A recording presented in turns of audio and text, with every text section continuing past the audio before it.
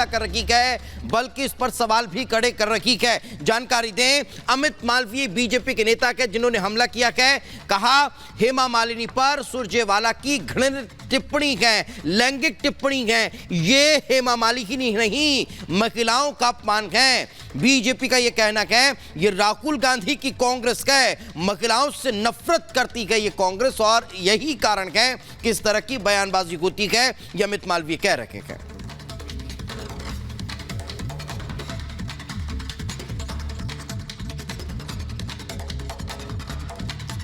MLA MP क्यों बनाते हैं? ताकि वो हमारी आवाज उठा सके, हमारी बात मनवाएं, इसीलिए बनाते होंगे। कोई हेमा मालिनी तो है नहीं जो के लिए बनाते हो।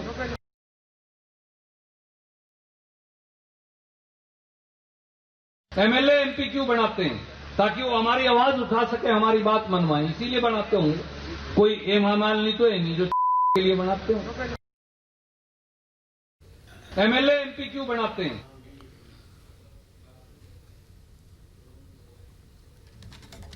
एमपी क्यों बनाते हैं? ताकि वो हमारी आवाज उठा सके, हमारी बात मनवाएं, इसीलिए बनाते होंगे। कोई हेमा मालिनी तो है नहीं जो के लिए बनाते हो। तो सुना आपने रणदीप सुरजेवाला का क्या कुछ कहना है। रणदीप सुरजेवाला ने सीधे तौर पर मोहब्बत की दुकान में किस तरीके से बेशर्मी की दुकान लगाई, एक महिला का अपमान करना, नारी का सम्मान न करना, विरोध करना। राजनीति में विरोध जायज सी बात है, तीखा टिप्पणी भी जायज सी बात है, लेकिन अगर तीखा टिप्पणी का जो स्तर है वो अगर इस तरह का हो जाए तो नेताओं के लिए क्या कहेंगे, जहां पर वो राजनीति के क्षेत्र में महिलाओं का अपमान करने से भी बाज नहीं आ रहे हैं। किस तरीके से विरोधी टिप्पणी की जा रही है ये आपके सामने। तो चलिए अब आपको कांग्रेस नेताओं के शर्मनाक बोल दिखा देते हैं। ये कोई पहली बार नहीं है, कांग्रेस के नेता कब कब कैसे कैसे महिलाओं को लेकर, और न सिर्फ महिलाओं को लेकर बल्कि देश में इस तरह की टिप्पणियां करते हैं, शर्मनाक बोल उनके देखने और सुनने को मिलते हैं, वो आपको बता रहे हैं। रणदीप सुरजेवाला कांग्रेस के नेता के सांसद विधायक विकास के लिए चुनते हैं, न कि उन्होंने आगे क्या कहा आपने सुना है। इसके अलावा सुप्रिया श्रीनेत कांग्रेस की नेत्री हैं, वो क्या कह रही हैं, क्या भाव चल रहा है मंडी में कोई बताएगा। यह इस तरह की भाषा शैली है जिसके बाद पूरा देश कहीं ना कहीं शर्मसार महसूस कर रहा है। चरणदास महंत छत्तीसगढ़ में कांग्रेस के नेता हैं, वो क्या कह रहे हैं, पीएम मोदी का सिर फोड़ने वाला आदमी चाहिए, जो संसद जाए वो पीएम का सिर फोड़ दे, इस तरह की बयानबाजी। शिवराज तंगदागी कांग्रेस के नेता हैं, ये कह रहे हैं मोदी मोदी करने वाले को थप्पड़ मारना चाहिए। आखिर ऐसा क्यों कह रहे हैं, ये इनकी मानसिकता क्या। बात कर लीजिए मल्लिकार्जुन खड़गे की, जो राष्ट्रीय अध्यक्ष है कांग्रेस पार्टी के, ये क्या कह रहे हैं, पीएम मोदी झूठों के सरदार बन गए हैं। ये कांग्रेस के सबसे बड़े नेता हैं, वर्तमान समय में सबसे बड़े पद पर विराजमान हैं, लेकिन उसके बाद जब यहां से ये गंगा बहती है तो फिर वो कहां कहां तक जाती है बयानों की, वो आपको पता है। चलिए आगे रुक करते हैं मोनिका का, और बड़ी महत्वपूर्ण खबरें आप तक पहुंचाते हैं। बिल्कुल दीपेश, आपने बताया कि किस तरीके से कांग्रेस के नेता एकाएक टिप्पणी करते हैं और शर्मनाक बोल उनके किस तरीके से हैं। अब जिस तरीके से रणदीप सुरजेवाला ने यह ताजा टिप्पणी हेमा मालिनी को लेकर की है, इस पर बीजेपी के नेता शहजाद पूनावाला ने निशाना साधा है। उन्होंने क्या कहा है कि क्या रणदीप सुरजेवाला के खिलाफ एक्शन होगा, क्या सुरजेवाला को बर्खास्त करेगी कांग्रेस, ये सवाल उन्होंने किया है। यह भी उन्होंने कहा है कि नारी शक्ति का अपमान इनकी पहचान है, और प्रियंका वाड्रा पर निशाना साधते हुए उन्होंने कहा कि प्रियंका वाड्रा लगातार चुप है, राहुल करते हैं राजनीति के लिए महिलाओं के मुद्दों का इस्तेमाल। ये तमाम बातें शहजाद पूनावाला ने कही है। सुरजेवाला का शर्मनाक बयान सामने आता है हेमा मालिनी को लेकर, जो कि मथुरा से सांसद है मौजूदा, और बीजेपी ने एक बार फिर से उन्हें टिकट दिया है। आज बल्कि अपना नॉमिनेशन भी वो फाइल करने वाली हैं। लेकिन ऐसे में जिस तरीके से ये टिप्पणी की जाती है उनको लेकर, वो वाकई में शर्मनाक है।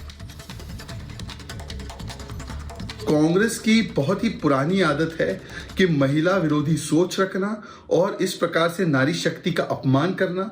यूसीसी हो, शाहबानू हो, शायरा बानू हो, 3 तलाक केस हो, हर जगह उन्होंने कट्टरपंथियों का साथ दिया है और वोट बैंक के लिए महिलाओं के अधिकारों का हनन किया है। और आज भी महिला विरोधी सोच जो आई है सामने, ये वही रणदीप सुरजेवाला है जिन्होंने कहा जनता राक्षस होती है।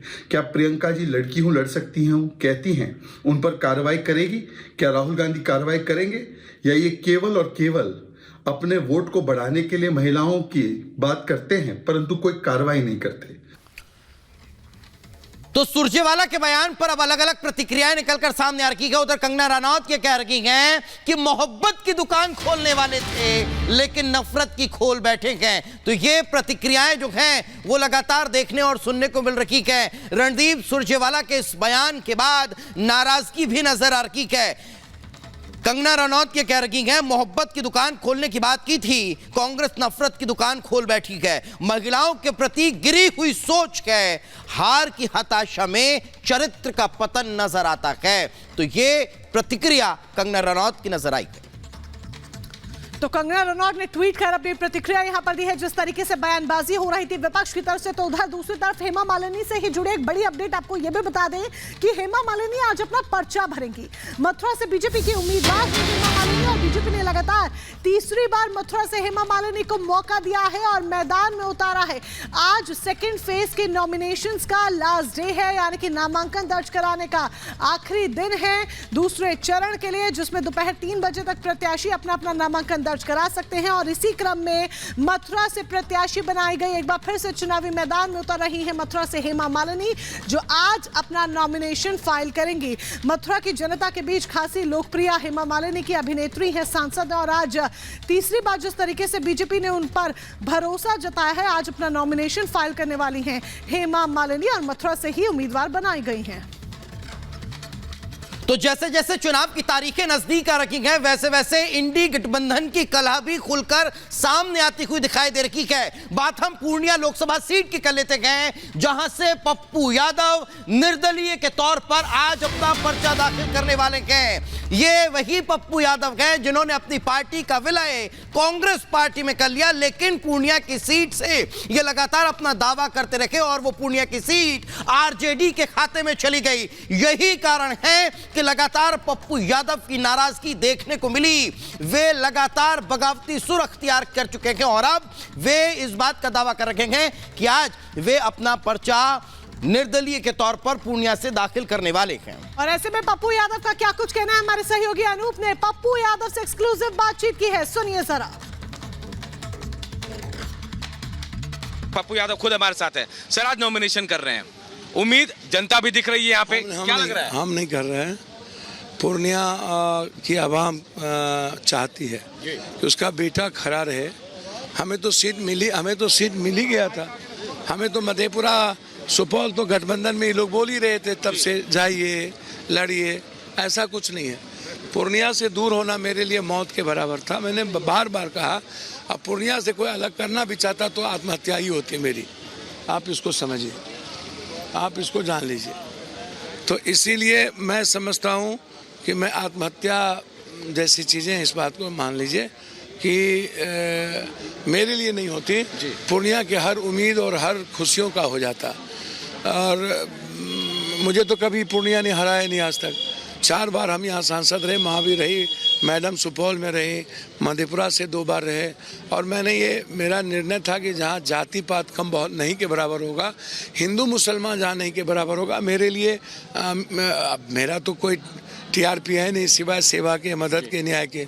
तो इसीलिए मुझको नहीं पता कि वो कितना नफरत। आज कौन लड़ रहा है पप्पू जी? क्योंकि कांग्रेस की तरफ से समर्थन जरूर है लेकिन टिकट नहीं मिला, बोर्ड बैनर सब हुए, लेकिन हाँ जनता का समर्थन है आपको? बोर्ड बैनर ही आप जान लीजिए रहेगा किसी भी कीमत पे। और मैं चाह के भी मर के भी जो लार्जर कॉज है पप्पू यादव का बच्चे से, और जो एक ब्रॉड प्लेटफॉर्म है, मेरे लिए जब हम कांग्रेस में गए थे तो मैंने कहा था मेरी अर्थी उठेगी पूर्णिया से। काबा, मंदिर, मस्जिद, गुरुद्वारा, चर्च सब है मेरे लिए पूर्णिया। और जब एक बार आस्था के साथ, विचारों के साथ हम जुड़ जाते हैं तो याद रखिएगा, मैं अब कांग्रेस के झंडे में ही जाऊंगा। वो अलग बात है कि किसी के जिद ने जो मन में था कर लिया, और पप्पू यादव नहीं लड़ेंगे किसी कीमत पर। और कांग्रेस में जाना इतनी तकलीफ हो गई तो मैंने तो कहा कि आपको लगता है कि कांग्रेस में गलत किए तो आप पूर्णिया हमको आरजेडी से ही आप लड़ा लीजिए, यदि आपको इतना तकलीफ है तो। नहीं, आरजेडी क्यों नहीं, तो मैं तो, लेकिन पूर्णिया छोड़ के आप बोलिएगा मधेपुरा अन्य जगह, तो ये हमसे अब संभव क्या गारंटी नहीं थी उनको कि पप्पू